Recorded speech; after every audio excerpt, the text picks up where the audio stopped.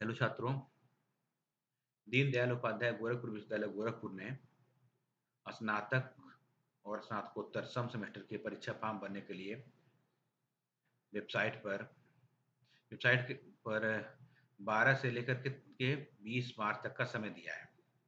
हालांकि वेबसाइट जो है 15 मार्च से ही ओपन हो पाई है। तो आज हम चर्चा करेंगे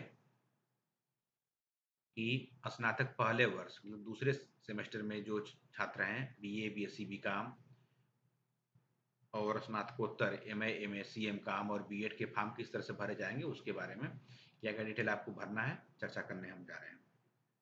आप लोग इस चैनल को सब्सक्राइब कर लें जिससे कि आपको इसका वीडियो आपको मिल जाता है, लेकिन नोटिफिकेशन भी ऑन कर दें ताकि समय से सूचना मिल जाए, क्योंकि ये सूचना आपको जो हम देते हैं तुरंत आपको जरूरत पड़ती है, न कि 4 दिन के बाद। तो नोटिफिकेशन ऑन रहेगा तो सूचना आपको तुरंत मिल सकती है। तो चैनल को सब्सक्राइब कर लें और उसका नोटिफिकेशन बेल भी ऑन कर लें। हाँ, तो सभी लोग को निर्देश किया जाता है कि 18 मार्च तक किसी भी हाल में आप लोग परीक्षा फॉर्म भर दें। नहीं तो आप लोग परीक्षा फॉर्म जब देंगे, उसको फिर ऑनलाइन भी करना होता है वेबसाइट पर। लगभग 5000 फॉर्म ऑनलाइन करने होंगे। एक फॉर्म में अगर 1 मिनट भी लगेगा तो 5000 मिनट लगेगा। तो थोड़ा-सा कठिन काम है, इसलिए आप लोग समय का ध्यान रखें। अभी हम चर्चा करेंगे स्नातक BA, BSc, BCom second semester के फॉर्म किस तरह से भरे जाएँगे। तो ये फॉर्म का प्रारूप बनाया गया है, जिसमें आपको रोल नंबर लिखना ज़रूरी है।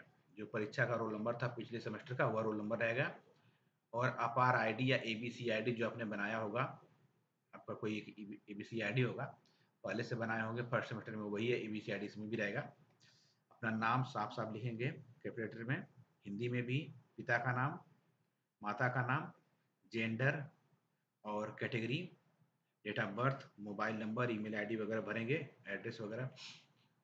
तो ध्यान रखिए ईमेल आईडी अपना ही भरिएगा, दुकान वाले का मोबाइल नंबर या ईमेल आईडी ना भरें।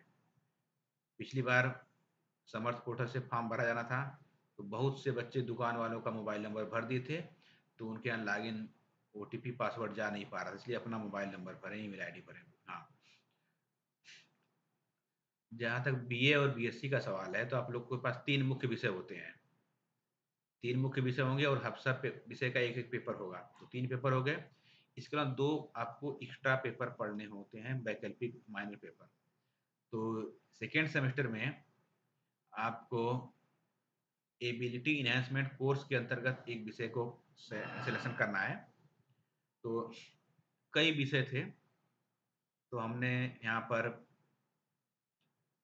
4 ऑप्शन दिए हैं, एनएसएस, एनसीसी, रोवर रेंजर और संचार कौशल एवं व्यक्तित्व विकास। जहाँ तक संभावना मुझे लगती है कि संचार कौशल एवं व्यक्तित्व विकास की परीक्षा होगी और भी बाकी विषयों की परीक्षा होती, लेकिन एनएसएस, एनसीसी, रोवर रेंजर हो सकता है परीक्षाएँ ना हो। इसके आंतरिक मूल्यांकन के द्वारा अंक यहीं से कॉलेज द्वारा दिए जाएँ, क्योंकि इसके पहले भी ऐसा ही होता रहा है। तो ये ध्यान रखें, क्योंकि एनएसएस, एनसीसी, रोवर रेंजर तीनों हमने ऑप्शन दे दिया, क्योंकि कहीं कोई ऐसा ना कहे कि सिर्फ एक ही ऑप्शन मिला है।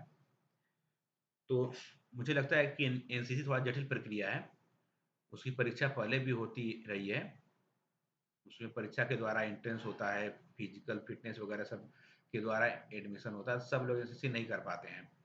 तो एनसीसी अगर मान लीजिए परीक्षा होगी तो दिक्कत हो सकता है, तो इसलिए एनसीसी जो लोग एनसीसी कैडेट हैं वही लोग भरें। ज़रूरी नहीं कि वो लोग को भरना ही है, वो लोग कोई ऑप्शन भी भर सकते हैं, लेकिन बाकी लोग एनसीसी ना ही लें।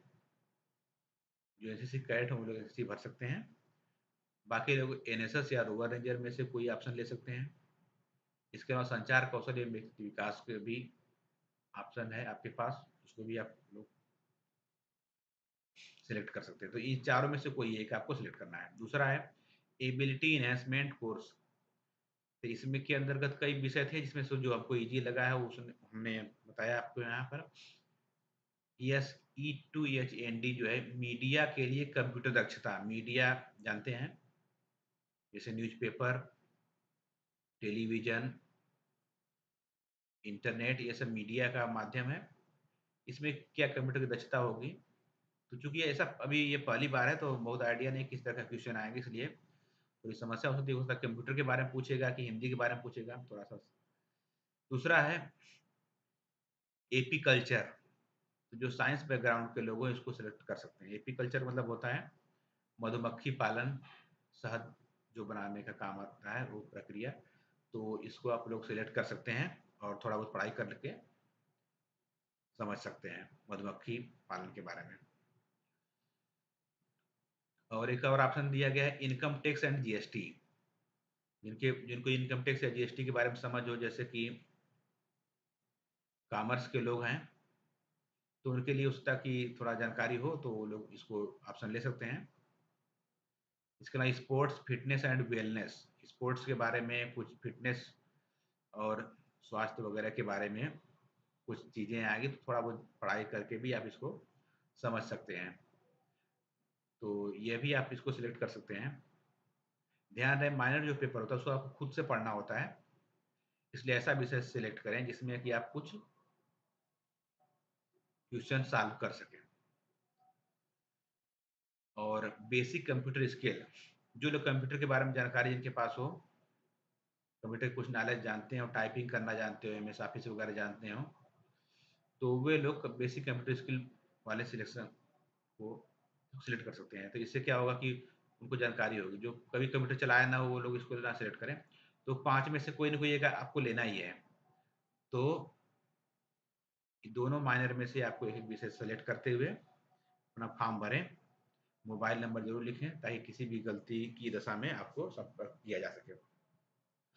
हाँ, जहाँ तक बीकॉम के सवाल है तो उनमें विषय तो होता नहीं है 3 विषय, उनमें जो भी विषय है पेपर है कंपल्सरी होते हैं, तो आप लोग माइनर सब्जेक्ट की जगह पर आप मेजर सब्जेक्ट के जो जो सब्जेक्ट हैं वहाँ पर आप विषय का नाम ना लिख के पेपर का नाम लिख दें या तो खाली छोड़ दें, कोई दिक्कत नहीं है।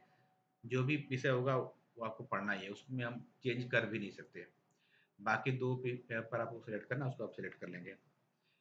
इसी तरह से जो पीजी के छात्र हैं, एमए, एमएससी, एमकॉम, उनको अपना रोल नंबर वगैरह भरना है, क्लास और सब्जेक्ट भी भर देंगे। सब्जेक्ट रहेगा तो आपको फॉर्म को छाँटने में आसानी रहेगी। और फीस रसीद नंबर भर देंगे, हो सकता है। उससे ये होगा कि आपका एडमिशन हुआ है कि नहीं ये कन्फर्म होगा और बाकी कुछ उससे नहीं है। और रोल नंबर ज़रूरी है, अपार आईडी ज़रूरी है। हाँ, जो स्नातकोत्तर के छात्र हैं जिसे वे स्नातक कहाँ से किए हैं, मतलब बीए, बीएससी, बीकॉम वगैरह ये सब कहाँ से किए हैं, उसका डिटेल भरना है और उसका एनरोलमेंट नंबर क्या था। तो जो आपका एनरोलमेंट नंबर होगा वह ग्रेजुएशन की मार्कशीट पर लिखा होगा। जैसे जो लोग गोरखपुर यूनिवर्सिटी से ग्रेजुएशन किए हैं तो उनमें मार्कशीट में डीडीयू करके होगा एनरोलमेंट नंबर। तो कॉलेज का नाम भी लिख सकते हैं, किस कॉलेज से आपने ग्रेजुएशन किया है, वह कॉलेज इस यूनिवर्सिटी के अंदर आता है कि किसी और यूनिवर्सिटी के अंदर आता है, वो सब लिखना पड़ेगा। अगर कोई कैंपस से किया है तो लिख देगा यूनिवर्सिटी कैंपस। हाँ, तो एनरोलमेंट नंबर कभी-कभी क्या होता है कि मार्कशीट पर अलॉट नहीं हो पाता है और एडमिशन हो जाता है, फाइनल मार्कशीट भी जारी हो जाती है, एनरोलमेंट नंबर नहीं मिल पाता, तो ऐसे लोग अपना एनरोलमेंट नंबर कहीं से भी पता करा के यूनिवर्सिटी से अपने पुराने यूनिवर्सिटी से उसको लिखना यहाँ पर सुनिश्चित करें। बिना एनरोलमेंट नंबर के नहीं फॉर्म एक्सेप्ट करेगा। नाम, पिता का नाम ये सब सही से भरेंगे, साफ-साफ भरेंगे। इसके अलावा मोबाइल नंबर ये सब है, एड्रेस वगैरह, ईमेल आईडी भरेंगे। हाँ, पेपर में आपको जो-जो पेपर आप लोग पढ़ रहे हो, उन पेपर का कोड लिखेंगे। हालाँकि जब भी फॉर्म खुलता है तो कई पेपर जो होते हैं कि कंपल्सरी होते हैं, तो कंपल्सरी पेपर पहले से आप उसमें लिखा रहेगा।